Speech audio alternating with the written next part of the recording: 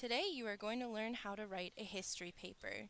Step 1 of writing a history paper is making sure that you know what you're supposed to be writing about. So you need to analyze the question.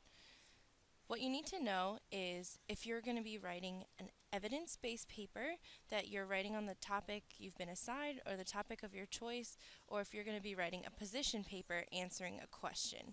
So read the question carefully and make sure you understand the directions of your paper. You need to make a decision about what thesis statement you're going to be writing about, and that is step 1 before you do anything else, is to decide what your paper is going to be about, and if you're answering a question or if you're just writing a paper based on a topic.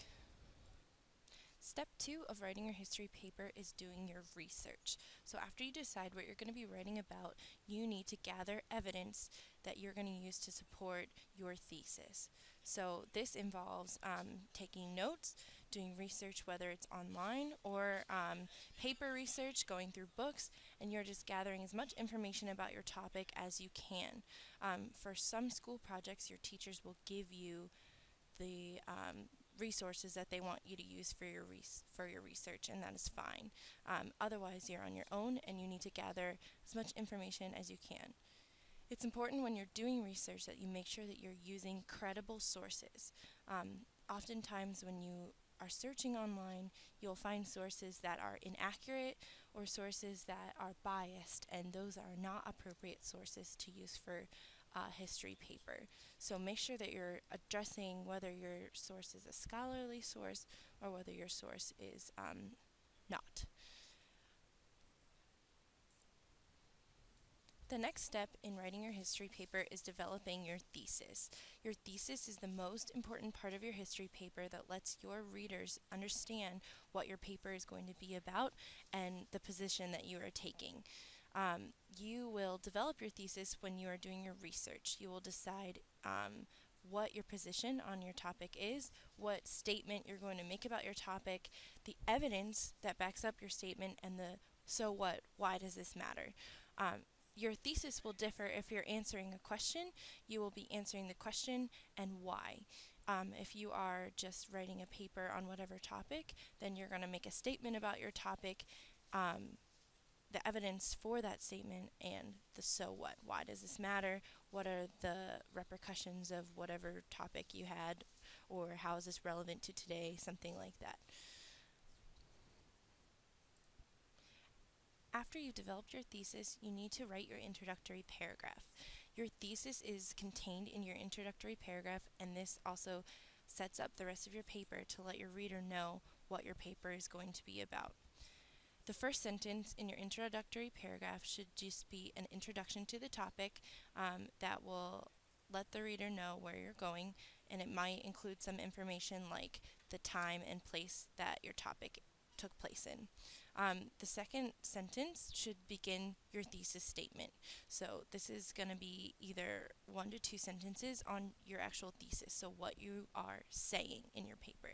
The next couple sentences will be the evidence to support your thesis.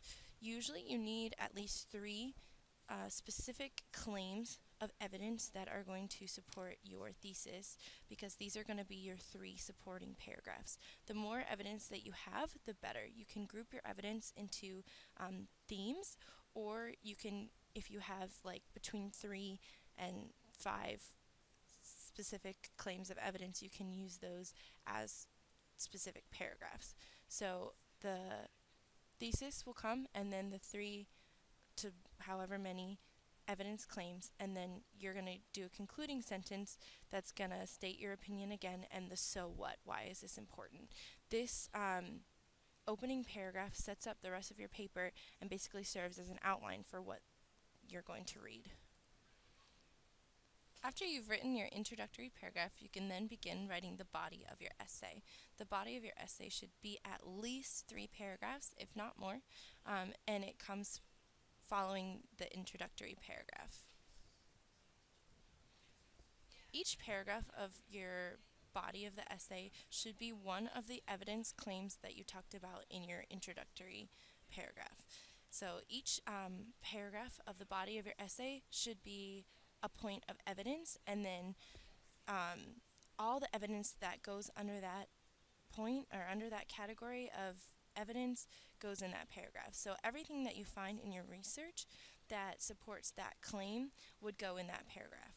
So if you are organizing your paragraphs thematically, you'll have a whole bunch of different sources of research that support each claim of evidence in your paragraph.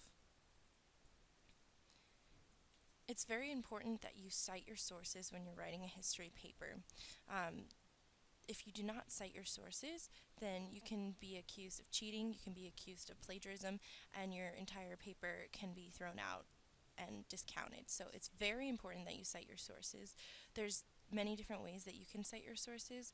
Typically, in the history field, you use Turabian citations, which are just another form of citations, such as MLA or APA, which are things that you're probably a little more familiar with. But you usually use Turabian if you're writing a true history paper. That will depend on your teacher what kind of citations they want.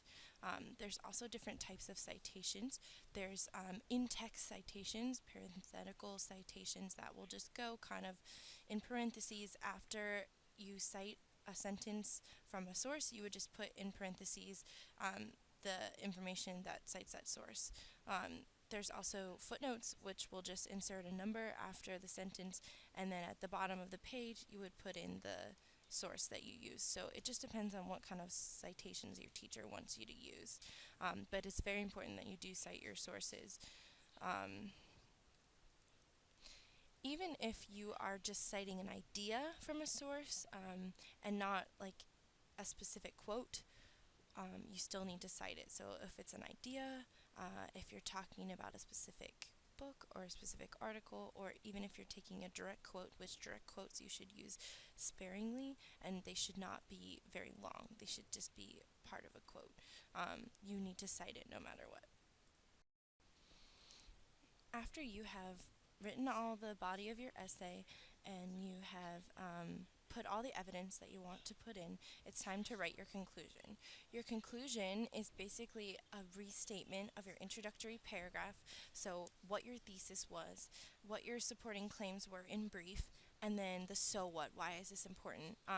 It is very, very, very important that you include the so what, or why is this important, consequences for today, something that says this essay was not just me saying a statement, it was actually important, and this is why. So it's very important that you put that in your concluding paragraph. By no means should you rewrite your introductory paragraph word for word. It needs to be different statements saying the same thing. The final step before you turn in your history paper is to read over it and edit it. I can't stress enough how important it is that you edit your paper, because it makes your paper that much more professional, that you don't have spelling mistakes, grammar mistakes, citation mistakes.